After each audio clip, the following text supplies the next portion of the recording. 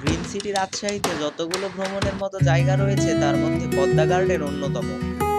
আজকের ভিডিওর টপিক হচ্ছে ২০২২ সালের বর্ষা মৌসুমে পদ্মা গার্ডেনের অবস্থা কিরকম তাই আপনাদের মাঝে তুলে ধরব। রাজশাহী সাহেববাজারের 0 পয়েন্ট এলাকা থেকে 5 মিনিট হাঁটলেই আমরা পাবো পদ্মা গার্ডেন। রাজশাহীতে ছুটির দিনে সুন্দরভাবে কাটানোর জন্য একটা পারফেক্ট জায়গা এই পদ্মা গার্ডেন, যেখানে অনায়াসে চোখ বন্ধ করে বলা যাবে যে সুন্দর বিকেল কাটানোর জন্য জায়গাটি অসাধারণ। রাজশাহী কেন্দ্রে অবস্থিত একটা জায়গা। সাগরের নয়ন ভরা সৌন্দর্য আর বিলাসিতা উপভোগ করতে হলে সাগর পাড়ে যাওয়া সম্ভব না হলে ঘুরে আসা যায় এই পদ্মার পাড় থেকে। প্রায় 12 কিলোমিটার দীর্ঘ পদ্মার পাড় ঘেঁষে ঘুরে বেড়ানোর সুযোগকে কাজে লাগিয়ে পড়ে তোলা যেতে পারে পর্যটন কেন্দ্র। রাজশাহী পদ্মা গার্ডেন জায়গাটা এত সুন্দর, এত মায়াবী যে পর্যটন কেন্দ্র হিসেবে ব্যবহৃত হয়। দেখা যায় প্রতিদিনই এই জায়গায় মানুষের প্রচন্ড ভিড় থাকে, কারণ পরিবেশটা কেন তার সম্পূর্ণ ভালোবাসা, সৌন্দর্য, মায়া সবকিছু মনে হয় ঢেলে দিয়ে এই পদ্মায়।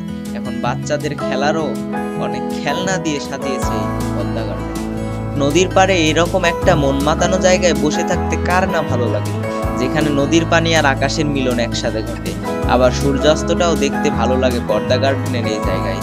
একদিকে বসে নদীর বাতাস আর অন্যদিকে সূর্যাস্তের এমন অপরূপ দৃশ্য সকলেরই মন ছুঁয়ে যায়। সবাই চাইবে এরকম অসাধারণ অমূল্যবান দৃশ্য কাটাতে।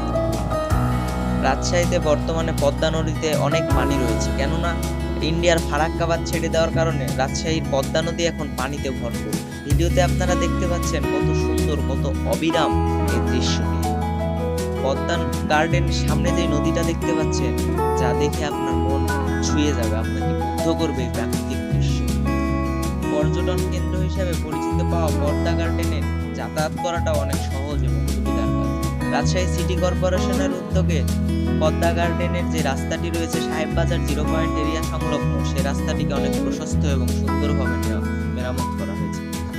পদ্মা গার্ডেন মূলত রাজশাহী জেলার হলেও পদ্মা গার্ডেনে বাইরের বিভিন্ন জেলা থেকেও শত শত মানুষের ঢল পড়ে।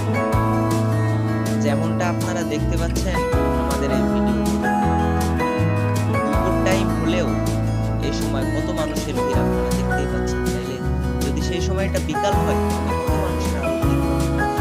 ভিডিওতে আপনারা দেখতে পাচ্ছেন একটি ছোট নদী, এরপরে মূলত কিছু জায়গায় চর পড়েছে, এরপরে আমাদের মেন পদ্মা নদী।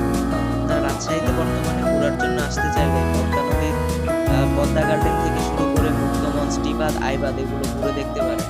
তাদের অবশ্যই ভালো লাগবে, কেননা আমাদের নদী বর্তমানে পানিতে ভরপুর। আশা করি ভিডিওটা ভালো লেগেছে। ভিডিওটা ভালো লাগলে